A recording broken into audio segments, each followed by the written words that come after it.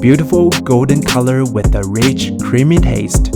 This is an amazing dish you should never miss. Hi, I'm Ken Man. Today we're cooking curry beef. There are mainly two types of curry on the market, curry powder and curry cubes. The powder is a classic seasoning made up of different spices. The cubes are very popular in Japan and they're so easy and convenient to cook with. For this dish, I will use both to make our delicious curry beef.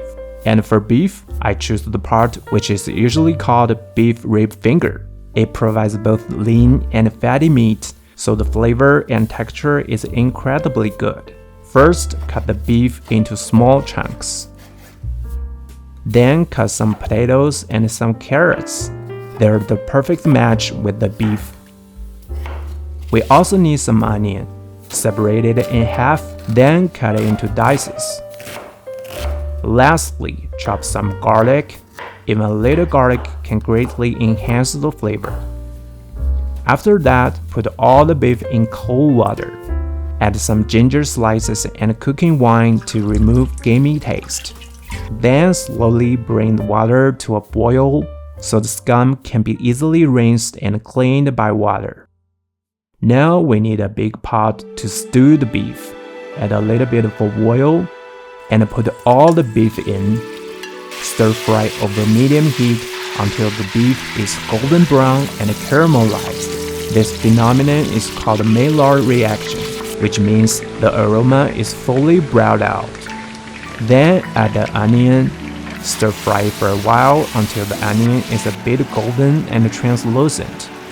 Next, add the garlic and curry powder. Curry powder can burn easily, so we cook it over low heat. When the fragrance of curry comes out, add hot water to cover the beef. Also, add some soy sauce to enhance the flavor. Don't forget to add some coconut milk to bring a special aroma and creaminess. Then stew the beef over medium heat for 30 minutes. This step is to make the beef tender and soft enough to chew. After 30 minutes, add the potatoes and the carrots. These ingredients need less time to cook, so it's better to add them later. Then continue to stew for another 30 minutes. Let the potatoes and carrots to soften and absorb all the flavors. Finally, add the curry cubes. Stir gently to let the cubes melt into the soup. Because curry cubes contain salt, there's no need to add more. They also contain starch, so the soup base will become thicker and thicker. After curry cubes disappear, simmer the beef for 15 minutes over low heat.